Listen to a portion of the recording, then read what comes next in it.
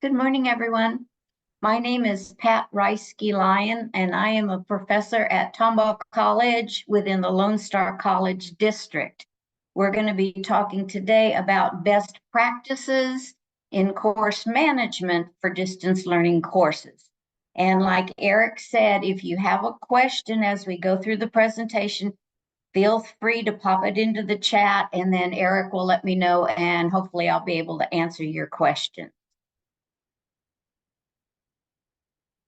Some of the topics that we're going to be talking about today range from email response time to the structure of your DTOL classes or your distance learning classes that you set up, online office hours, class projects, all kinds of tools and techniques that you can learn to use to make the management of your distance learning course a little bit easier. The first topic I want to talk about is email and response time. Distance learning students usually email when they're stuck on something. So it's really important that they know how quick you're going to get back to them and answer their questions.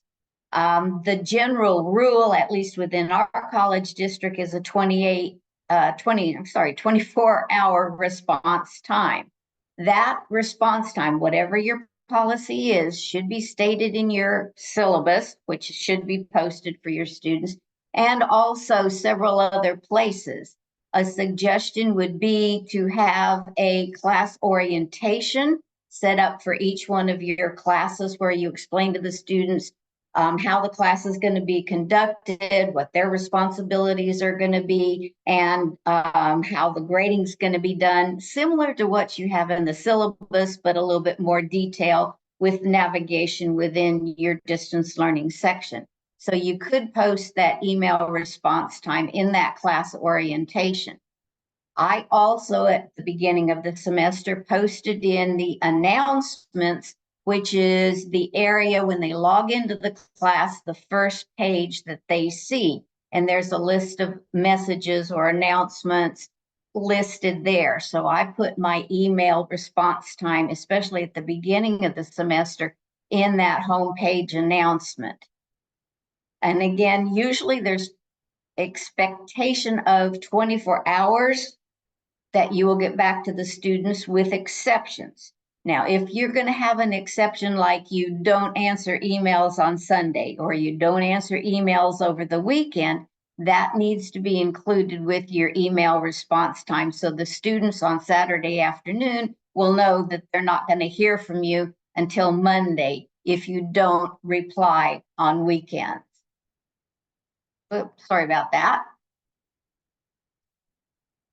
In our learning management tool, Desire to Learn, we have a feature where you can forward the email from your distance learning class to the college email.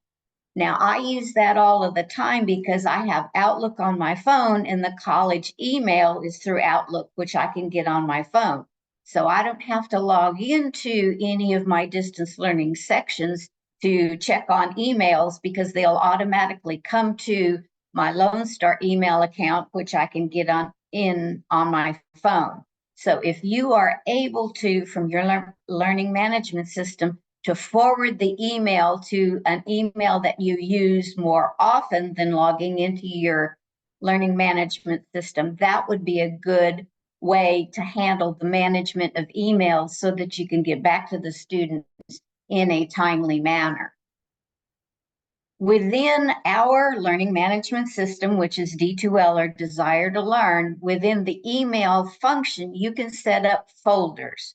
So the management of my emails in my classes every semester, I set up a folder. So you can see here it says Spring 2024. Then within the semester, I set up a folder for each one of my classes. And then within the classes, I set up folders for my distance learning students. Then when I get an email in from the student, I reply to it, and then I take their message and I stick it in their folder. That way you've got a track record of the emails that they've been sending to you, so that if an issue arises, you can refer back to those emails. So even though you may get it in Outlook on your phone through the college email, it still is within your learning management system email. And I have found that this has saved me tons of time by setting up these folders, and then I can go directly to the class and the student that is emailing me about a particular situation. Much faster and easier than trying to navigate through Outlook and search through your sent or your received and figure out what the student has sent previously, so you can keep a record of what's going on with that particular student. Weekly communications, again, we just talked about emails, but within your email, you can also record video or audio messages instead of typing them.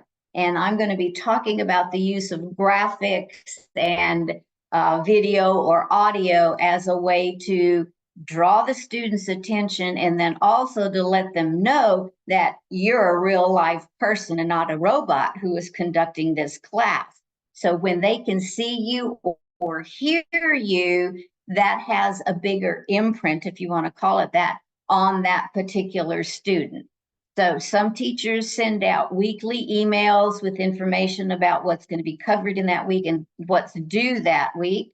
Or I post little graphic images as an announcement on the class homepage. And this up here is an example of one of my graphic announcements. What I do to create these is I open my presentation tool, PowerPoint, change the background, and then add text to it. And then I save it as a JPEG. So from PowerPoint, you can save as a JPEG. Then within the learning management system, within each one of my courses, I post this announcement. And so they have the visual, and of course, they're always colorful, or they have a background related to the material we're covering. They get this reminder, and I do mine on Sundays so that they have information for the coming week.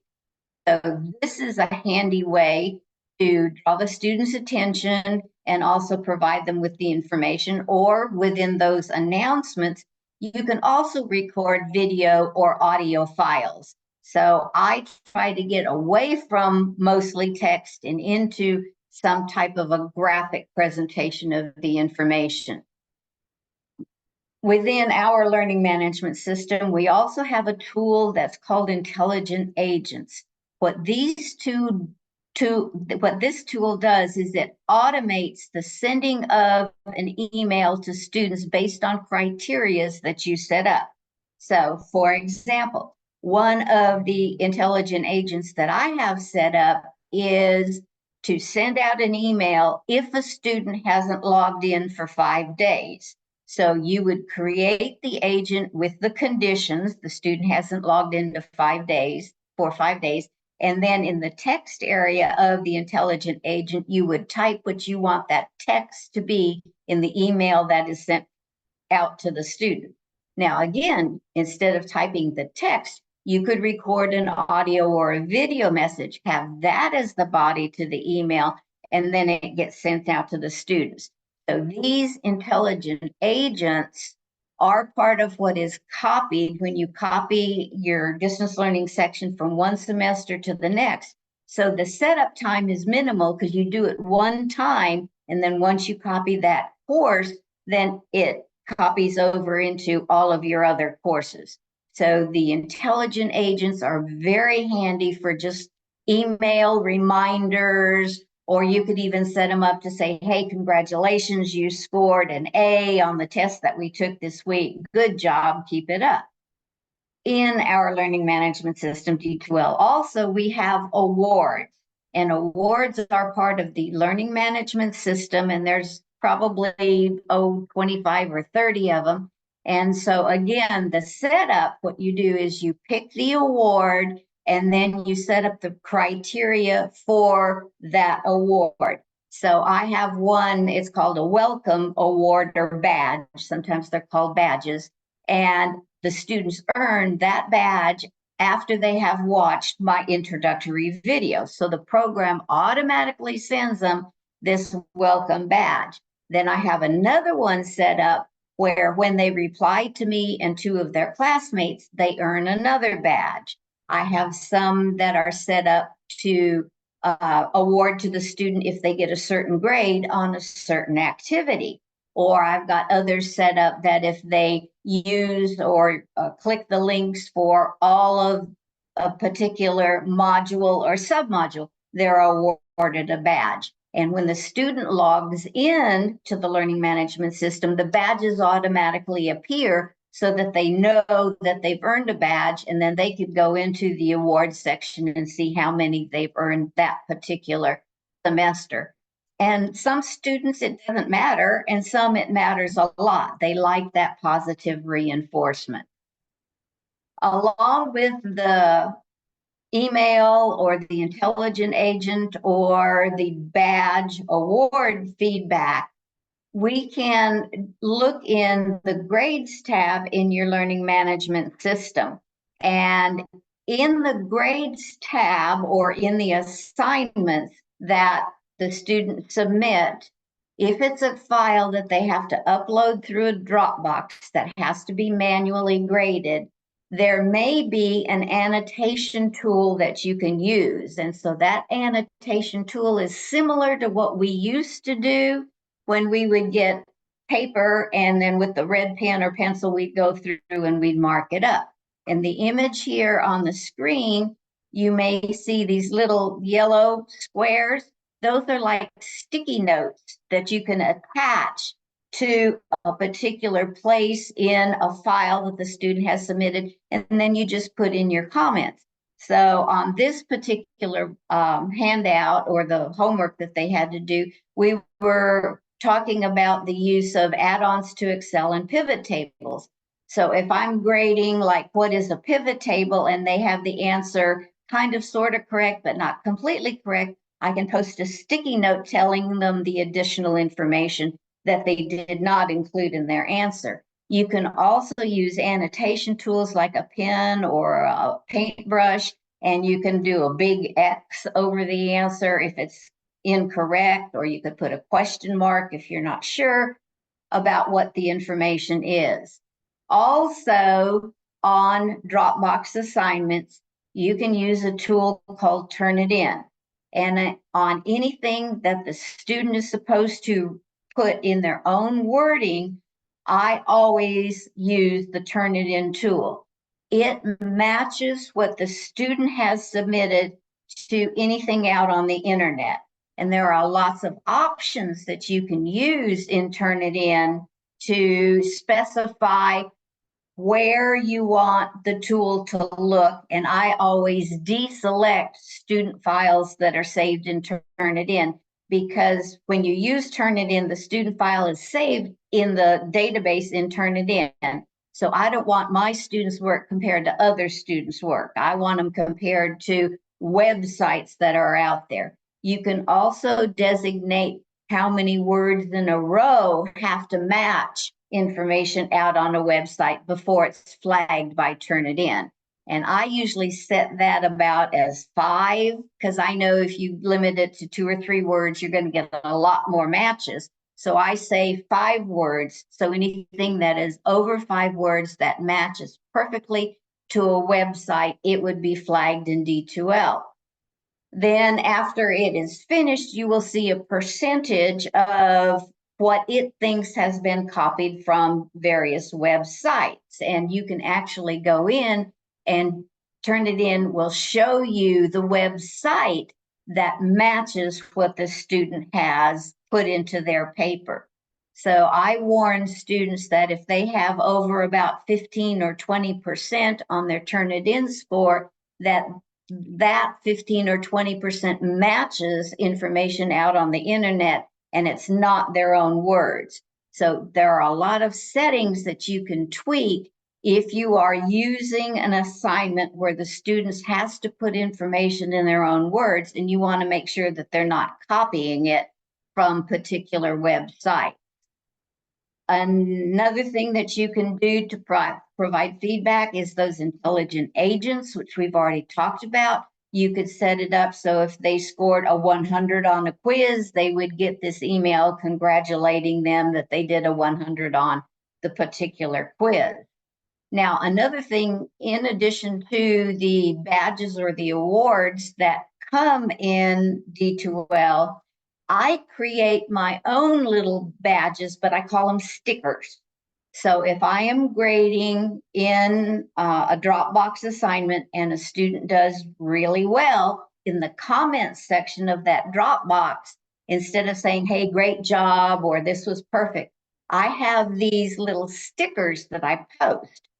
To create these stickers, I just go out on the internet and I do an image search for whatever word you want. And in this one, it was the word brilliant. And you can see all kinds of options for images for brilliant. And then if you can save it, right click and do a save as, you can save it in your computer, and then you can upload that to the comments area for students. So I have probably 15 or 20 different ones: brilliant, good job, perfect, who's awesome today, all of those type of things. And We do those are have a put couple of in the questions. comment area, especially in the Dropbox. You could also post those in the comment area for any other grades. If you look in the grades tab and then you edit the grades on a particular assignment, you will see where you can put in the comment area. And I encourage all of my students at least weekly that they get into the grades tab and not only look at the grade that they received on a particular assignment, but to look at the comments.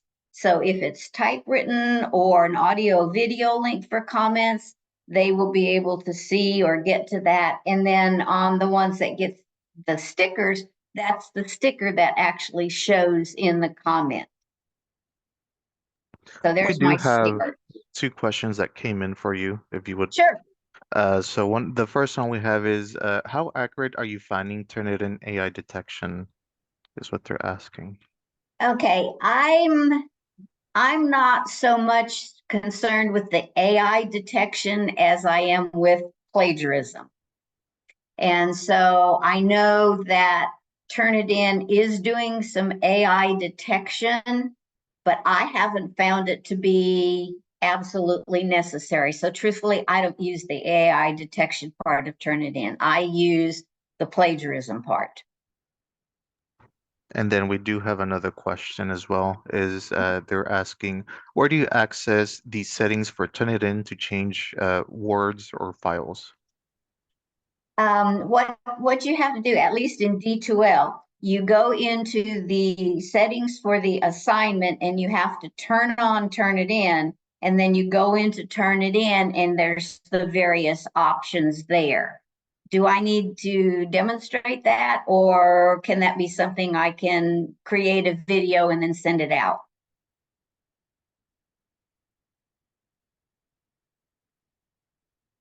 Anybody have any preferences?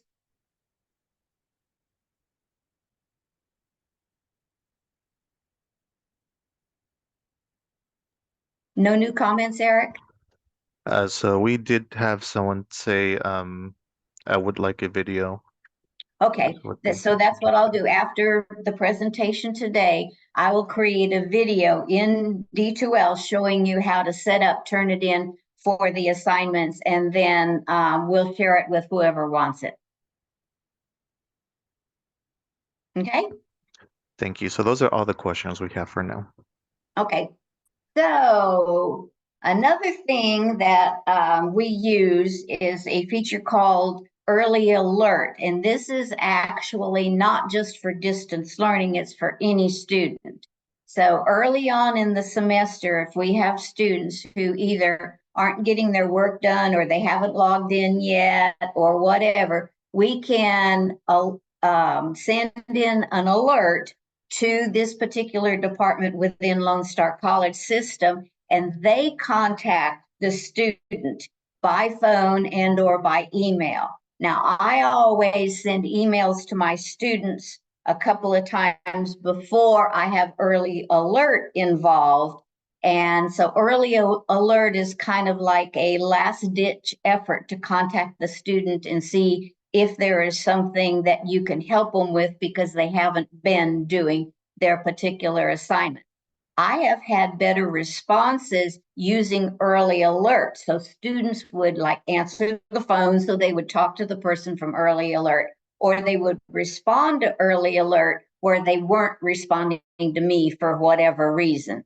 Now, there's still a lot of them that early alert can't get through to you because either the phone number isn't good, or they leave a message, or they don't answer the emails that's coming from early alert. But it's just another step or another tool that we use to try and get students to actually be active in the class and successfully complete the class. An important element, no matter what learning management system you're using, is to always use a consistent structure within your e-classroom. And by consistent structure, I mean the way that it is set up. So you start with the major modules or units or weeks, however you want to cluster it. Then within those modules, you have the material that relates to all of the activities for that particular subject. In my classes, I use a modular setup. So I have like on this screen, there is a start here module, and then we get into the actual content with Unit 1, computer hardware and software. Then within those modules, and on the screen, you have some of the links that I have put for the Start Here module, which are just links and information to help the student get started in the class. But in the content, like in my Unit 1 module, I would have submodules where I put the chapters. And then within the chapters, I have two sub areas, one for required activities and another for supplementary resources. The required activities include links to everything that the student must do for that particular chapter. Then the supplementary resources area contains links to information that is supplementary to what was being covered in the required area. So the supplementary is use it if you need it or you think you need it, but the required area always contains the information or the links for everything that a student has to do. Now, on the graded assignments, I have posted both the due dates and the end dates. I used to only use due dates because due dates is when you want it done, but they can still get to it later on. The end date is it locks you out once you reach that end date. The materials that we use in all of our computer courses are digital from various publishers. And we can, in the digital materials that we are using, set the due dates and the end dates. And you can set up a late penalty if the student completes an activity after the due date, but prior to the end date. And so my policy is it's due on a certain date, but if you complete it after that, it's a 10-point deduction from your grade. So within the digital materials that we use, you can set up that automatic point of deduction. So I don't have to go manually in and look at the date that they completed an assignment and see if they need to have the points deducted. Now, in D2L, in showing the due dates or the end dates, I don't show them the end date. I just show the students the due date. And the reason I'm not showing the end date is I don't want to encourage them to try and wait until the end of the semester to get all their work done. My end dates are always the Sunday of final exam week. And so they don't see that end date in D2L, they see the due date. Then if I get an email from a student that said, I was sick last week and I missed these assignments, can I please make them up? then my reply is, yes, of course, you can make them up. You can click the link and complete the assignment, but there will be a 10-point late penalty. Using that end date has saved me tons and tons of time, because every semester in every class, I would get 2 or 3 emails from students that missed assignments. I would have to go in and extend the due date for that particular student so that they could get in and make up the assignments. So as far as the management of, when your assignments are due and when you need them to be submitted and whether you accept late assignments, if you have publishers' material, you may be able to, within those materials, set up that late penalty. And so again, I don't show the students the end date because I don't want them thinking, oh, I really have until the Sunday before finals to submit these assignments. But I do have it set up in the digital materials and in D2L.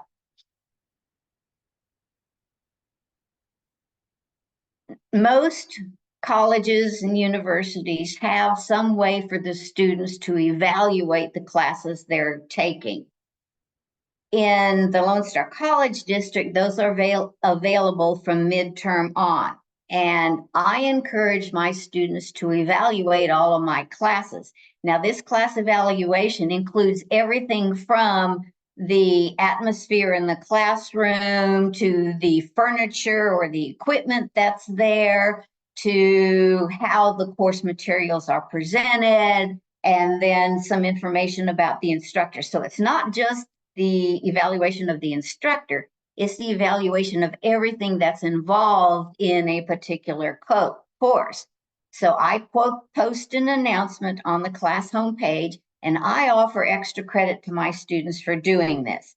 So I post the announcement, tell them it's worth extra credit, give them the link of where they can go to evaluate my class. Then they do a screenshot or a snip of the screen that they see after they have evaluated my course.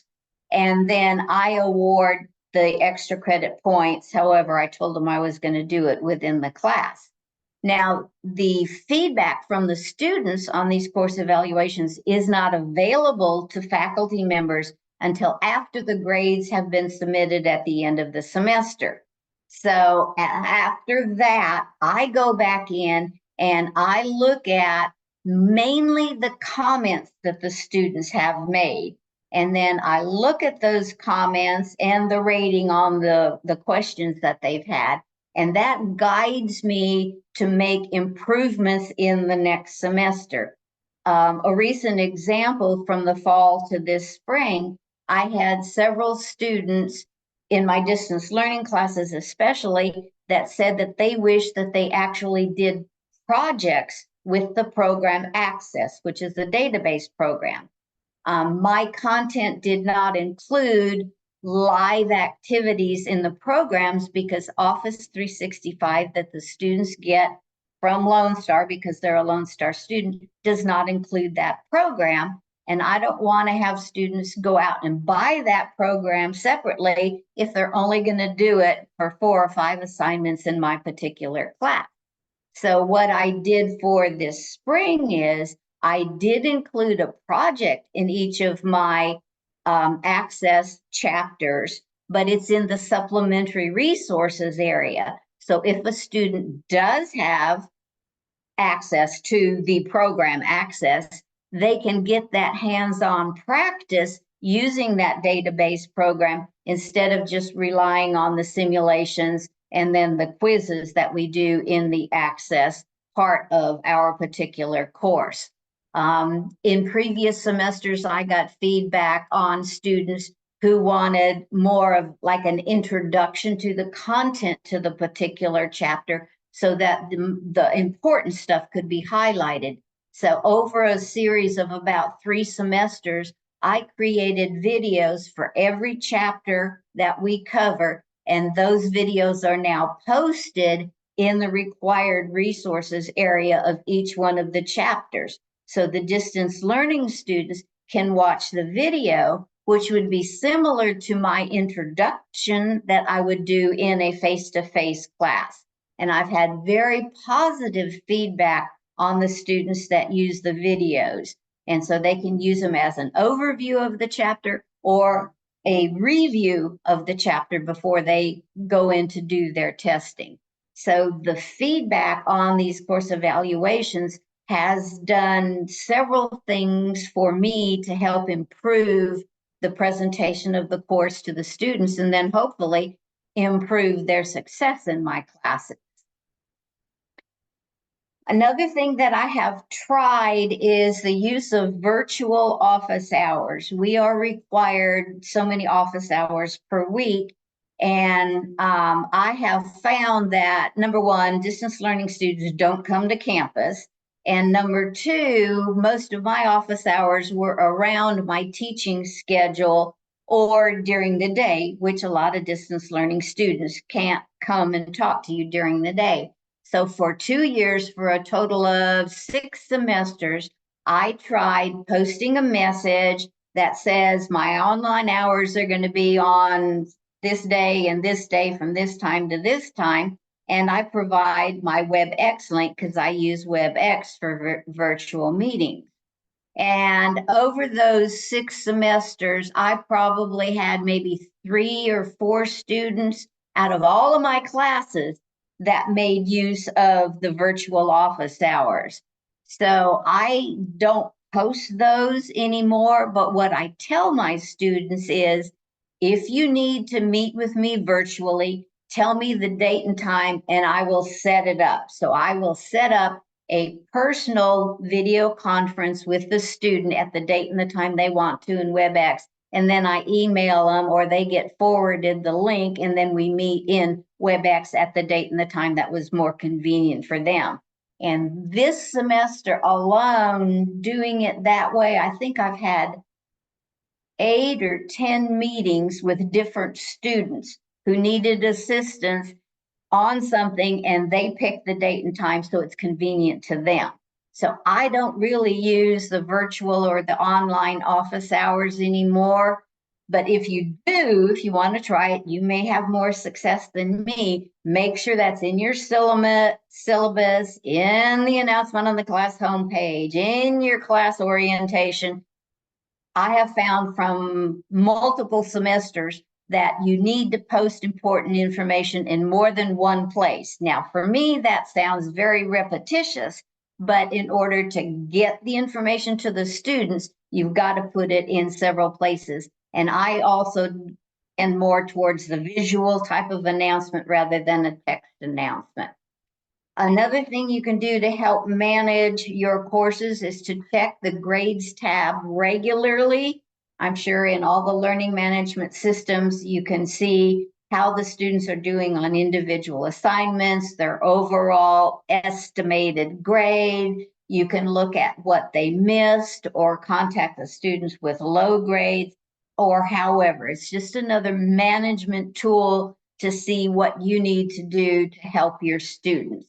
And again, I always encourage my students to check their grades at least once a week so they can see that how they're doing. And then especially I encourage them to look at the comments. Some other ways that you can communicate with students rather than just your LMS email or your institution email. We have a program available to us from Cisco called Jabber. What Jabber does is it forwards phone calls from my office to my computer if I'm not in my office to answer those phone calls. Then I can answer from my computer or I can listen to the message and then do the return phone call through Jabber through my office phone number. I never give students my personal cell phone number.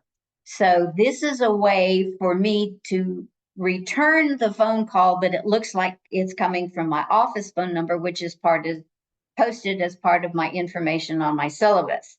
Now, I do know other instructors who use Google Voice, where you have a phone number set up that goes through Google so that you can contact your students. I've never tried that, so I'm not sure how effective or how that exactly works.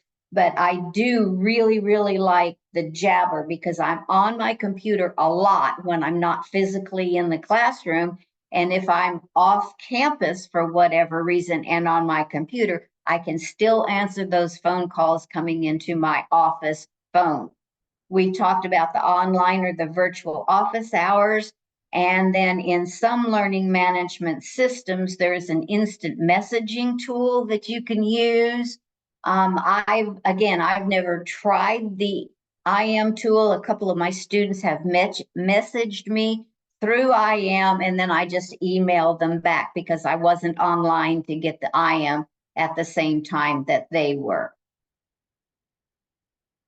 Class Progress is another tool that you can use to help manage your course and look at student performance.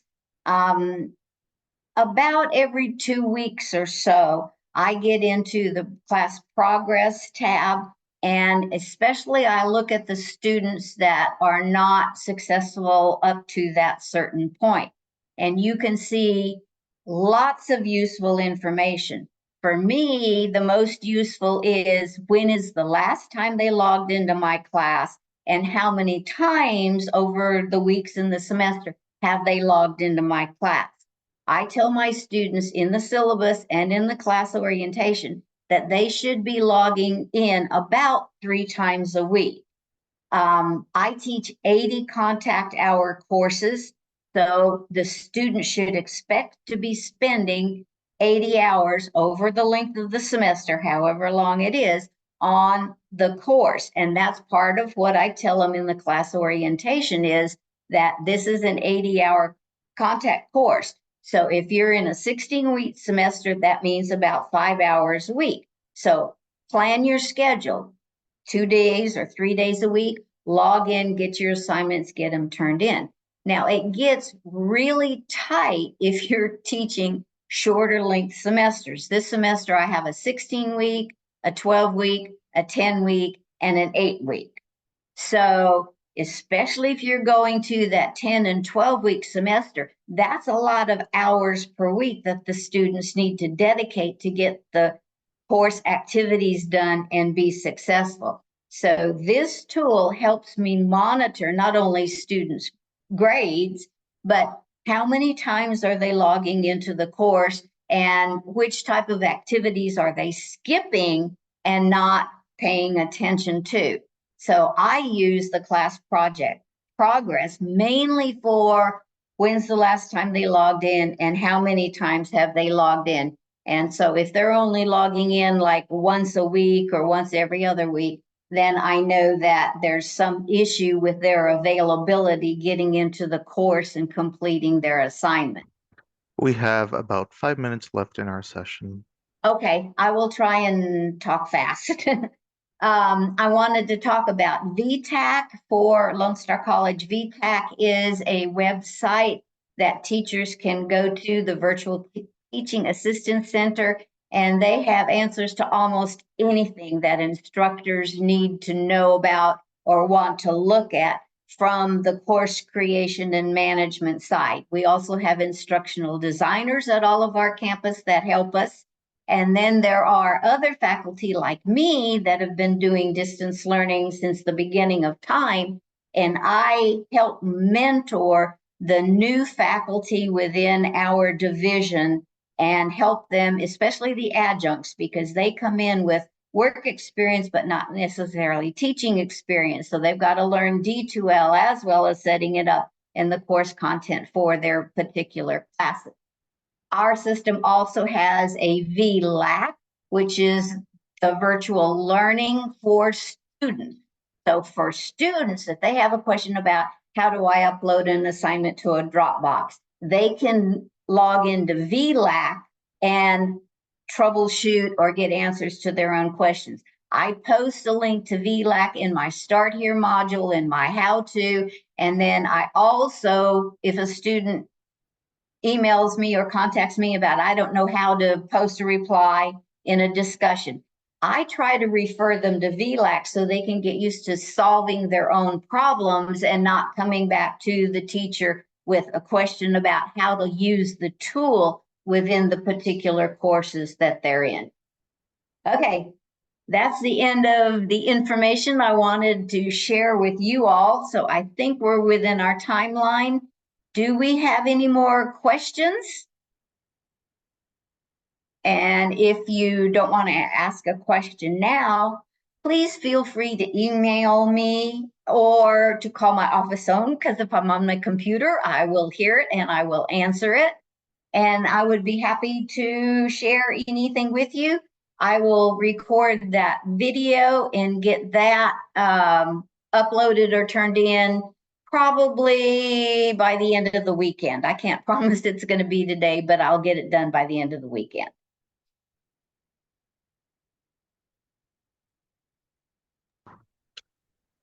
Awesome. So we have no questions at this time. We do have about 3 minutes left in our session. So in the meantime, I would like to thank everyone for attending our session. As a reminder, we do have a survey. We will encourage you to please fill out that survey, which you could find in our Whova application. You can go into Whova, and in the session, you'll have a survey located there, which you can fill out for today's session. And we would like to thank everyone for attending today's session. So if anyone has any questions, we do have about a minute or two.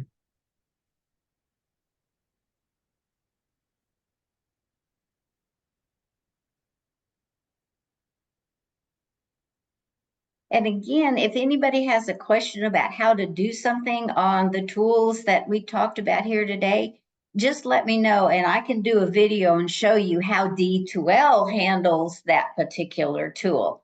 I'm a video person. I'm a show me rather than try and tell me or type the instructions. I want to see how it's done. So I'll be happy to do those videos. We're hearing here, we have a few comments here that said, excellent presentation, Pat. Thank you for your session. Thank We have a you. few comments.